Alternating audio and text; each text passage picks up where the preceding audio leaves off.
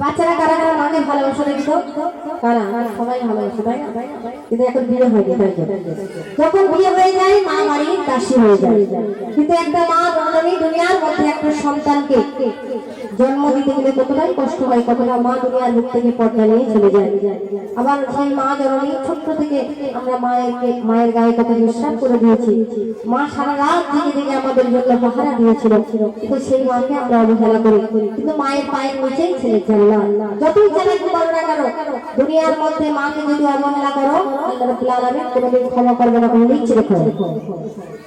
মাহির শিবাই এ দুনিয়ায় কাটাও না জিন্দেগি, মাকে অবহেলায় মনে কাটিও না বন্দেগি।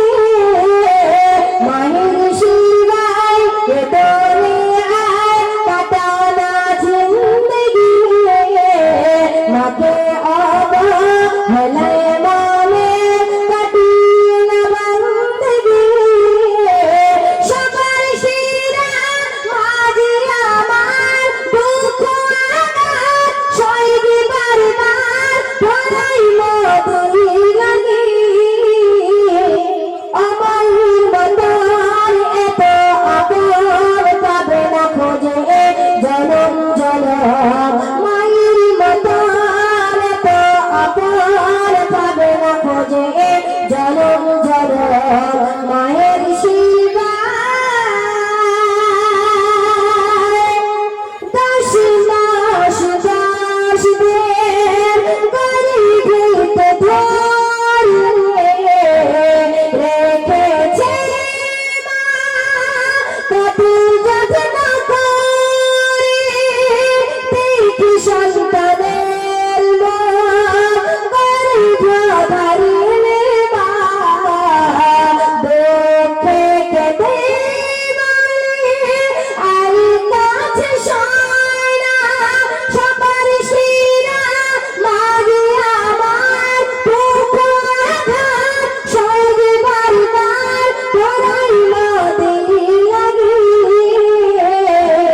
অমায়ির মতন এত আপন পাবে না খোঁজে জনম জনম। মায়ের মতন এত আপন পাবে না খোঁজে জনম জনম। মায়ের শিবায় এ দুনিয়ায় কাটাও না জিন্দেগি, মাকে অবহেলায় মনে কাটিও না বন্দেগি। আল্লাহ রাসূল দুজানের বাদশা, তিনি যখন দুনিয়ার মধ্যে আসলেন, আল্লাহ রাব্বুল আলামিন কি করলেন? দুনিয়ার সৃষ্টি হওয়ার সময় মা হাওয়া আর বাপ আদম আলাইহিস সালামকে সৃষ্টি করেছিলেন। তাদের জান্নাতে রাখা হয়েছিল। আল্লাহ রাব্বুল আলামিন হুকুম করেছিল তোমরা কোনদিন ভুলে গন্ধক ফল খাবে না। কিন্তু তারা শয়তানের চক্র বলে গন্ধক ফল খেয়েছিল বলে আল্লাহ রাব্বুল আলামিন তাদেরকে দুনিয়ার মধ্যে ফেলে দিলেন এবং তারা 365 যুগের পানি ঝরালেন।